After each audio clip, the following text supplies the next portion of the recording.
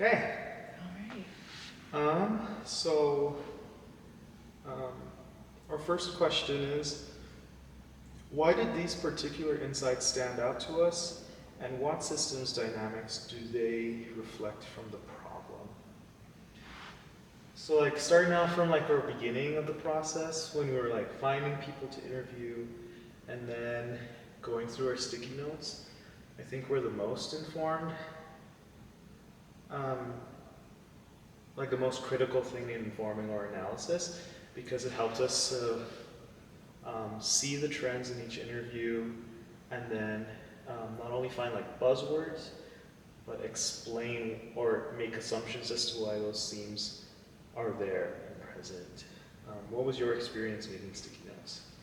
I thought it was interesting. I think there was a lot of things that I thought were similar but not. And it seemed, looking at yours too, that we had a lot of crossover. And I think kind of leading into our Venn diagram.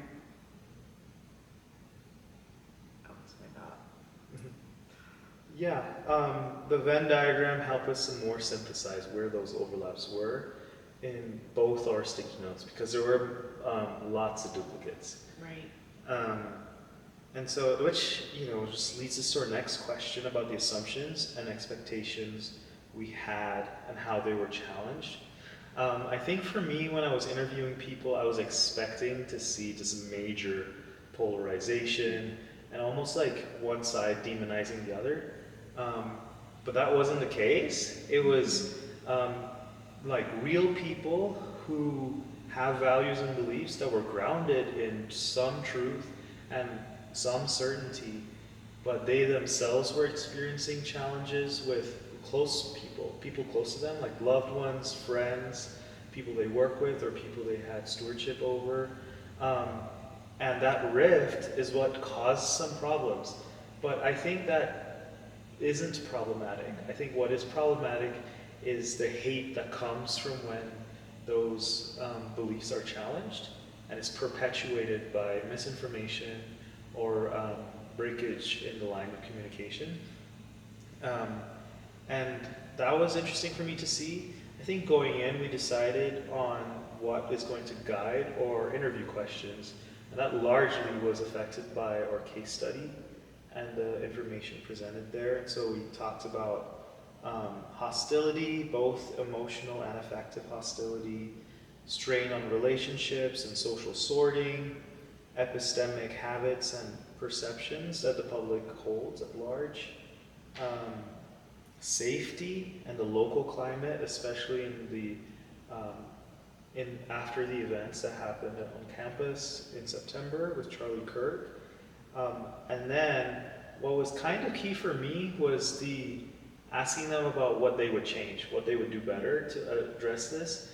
And to my surprise, most people said, well, I don't know, man, it's complicated. Yeah. What was your experience with each of these questions that we had? With my interviews, I kind of had the same perception as you, where we'd be having this very biased conversation, or they might say very partisan answers. But I thought what was interesting was kind of just the want to connect with either somebody who they disagree with, family members, and with the like fear of engagement. Yeah, yeah, and I saw that too. Like people was said, like this one guy said, I have other kids that believe the same thing I do, but my one son doesn't. It's like he went off to college and came back this whole different person with different beliefs. And honestly, I'd rather spend time with my other kids than with him. Which, is such a sad thing for him to admit, and he admitted that it was sad, but that kind of strain just happens on so many levels, like so many families. Um, I think another thing that might have guided kind of the direction of where we were going with our problem statement is identifying who we were going to interview. In my mind, it was like, okay, if we interview a wide range of perspectives, then we'll get a full understanding of the problem. And so we had like 7 different kinds of people we wanted to interview. But in a way, it kind of made it harder to really narrow down on a problem because each person was from a different demographic or like a different character trait, and so their problems looked a little different. Do you feel like that was like a challenge when we were trying to find themes, or do you think it was good to have like a more rounded perspective?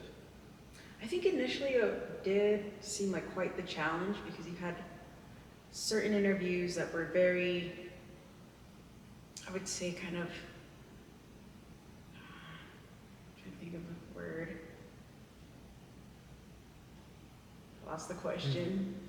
Yeah, just more of, was it helpful to have these 7 personas, or did it cause us more grief trying to like decide where it is that these 7 people overlap, or 7 types of people?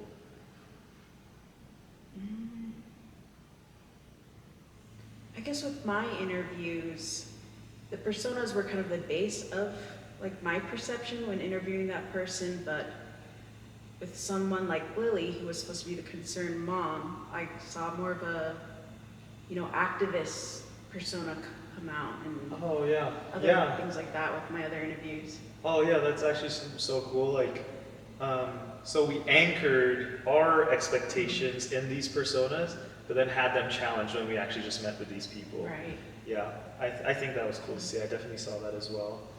Um, yeah, so that kind of answers our next question about how these insights and themes deepen our understanding of the broader system. Um, so this comes down to our, what do you call it? We had like a bunch of themes. We spread them all out, and then we noticed duplicates, but we came down to the 3 major ones. I'll list them out for us. The idea of spaces, safe spaces, the divide or breakage in language and communication for both sides, and then this idea of logic versus emotion. And after synthesizing those, we realized that there might be kind of areas in daily life that these problems are made manifest. And we weren't sure exactly what qualities or values those would come out of that. And so let's talk a little bit about our Venn diagram activity and how that helped to really just project us forward into really acknowledging the problem that we care about and that we want to address. Right. I thought that was a really great activity. We had our 3 themes, right? Safety, relationships, And communication. and communication. And then just taking our kind of insights from our interviews and our own work and kind of essentially just synthesizing it into those and mapping them out. I thought that was like a great visual as well as a great for kind of combining our ideas and information. Yeah, I remember when we were writing all the words in each section and trying to find crossover. It's like a lot of the words started to just bring ideas together, and then we started to draw those relationships in a real way, in a way that we can see. And that to me is what synthesis is. That is the analysis of tracking themes and finding trends. And really highlighting our core failures as safety, communication, and relationships, which I think acted as a springboard into our problem statement. So these pain points that we identified, the experiences that were most poignant to me was this guy who didn't want to interact with his son because of his political views, which just seems super sad to me in a father-son relationship, which was also reflected in a brother-sister relationship with another person that I interviewed, who, because of their beliefs, especially about sexual orientation, causes a rift with this individual in, well, I have these values and I have these beliefs, but I love my brother. Yeah. And that seemed reflected as well in the interviews that you did. What stood out to you? So for my interview, it was almost like the exact opposite, where Lily really wanted to communicate and, talk about these issues with her son, but she was worried about straining that relationship. She didn't want to, like rock the boat. or do anything to affect her relationship with her son. Mhm. Yeah, and so we just saw that the way people communicate with the people they love, especially in a safe environment, kind of frames the problem in a way that makes these things a little more digestible than just, oh, well, I don't know, man. There's no way to fix this. Um, and I think that exercise was just super, super helpful.